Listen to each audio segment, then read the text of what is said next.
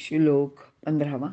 शरीरवाङ्मनोभिर्यत्कर्म प्रारभते नरः न्याय्यं वा विपरीतं वा पंचैते तस्य हेतवः.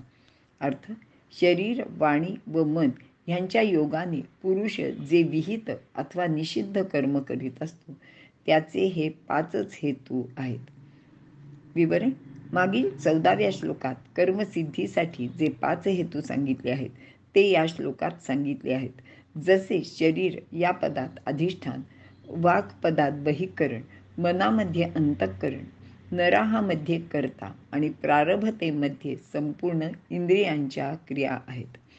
मनुष्य आपल्या शरीराने, वाणीने व मनाने जे काही कार्य करतो ते कार्य किंवा कर्म न्याय्य असो अथवा अन्याय असो, धर्मीय असो अथवा अधर्मीय असो, योग्य किंवा अयोग्य असो, त्याची ही 5 कारणे असतातच. या 5ही कारणांच्या शुद्धतेवरच ते कर्म उत्तम बनते.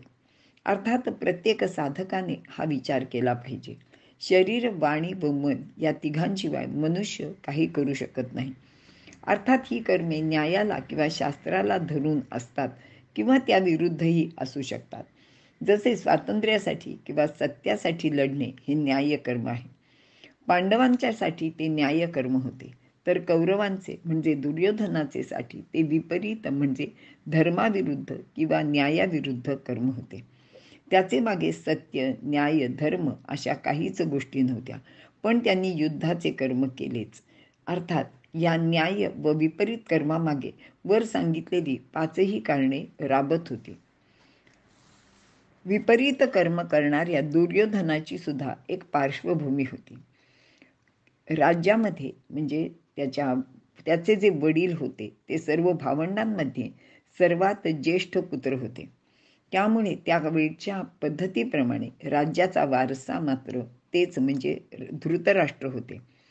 पण ते जन्मापासून अंध होते आणि त्यामुळेच त्यांना राजा होऊ दिले गेले नाही किंवा ते होऊ शकले नाही.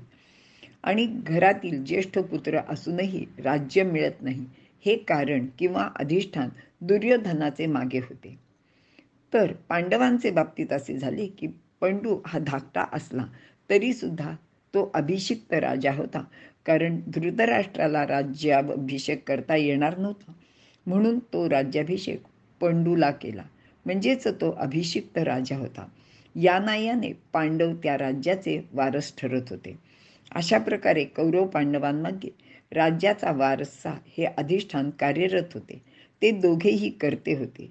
दोघांनी युद्धासाठी साधनांचा सुद्धा वापर केला. युद्ध जिंकण्यासाठी दोघांनी खूप प्रयत्न केले, पण दैव पांडवांचे मागे होते.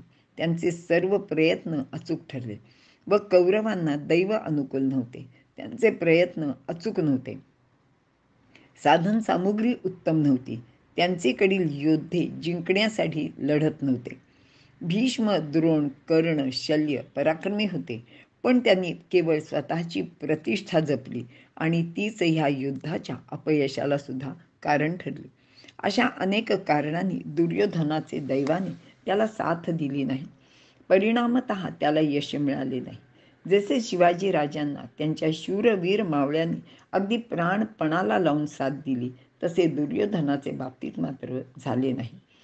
म्हणूनच आपले अधिष्ठान कसे आहे, कर्तृत्व कसे आहे, साधने व प्रयत्न कसे आहेत, दैव अनुकूल आहे किंवा नाही, या सर्वांचा विचार प्रत्येक साधकाने करायला लागतो. कारण यामध्ये जेवढा दोष असेल तेवढी सिद्धीत उणीव होते. त्याप्रमाणे कार्याचे यश किंवा अपयश ठरते. वरील श्लोकामध्ये कर्ता व त्यांच्या साधनांचा विचार सांगितला आहे. कर्ता आपले कर्म निर्दोष रीतीने कसे करतो हे लक्षात येईल. पुढील श्लोकात निर्दोष कर्ता कसा असतो, तसे कर्म करूनही तो कर्ता निर्दोष कसा राहू शकतो याचा विचार भगवंत सांगणार आहेत. इथे आपण थांबूया.